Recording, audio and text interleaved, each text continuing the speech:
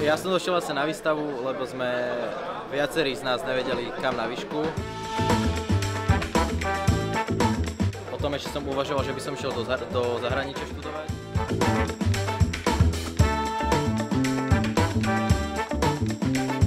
Ja som prišla, aby som mala taký väčší rozhľad a ľahšie sa rozhodla. Najviac ma zaujíma teda Masarykova univerzita a tam konkrétne vlastne kozmetický odbor.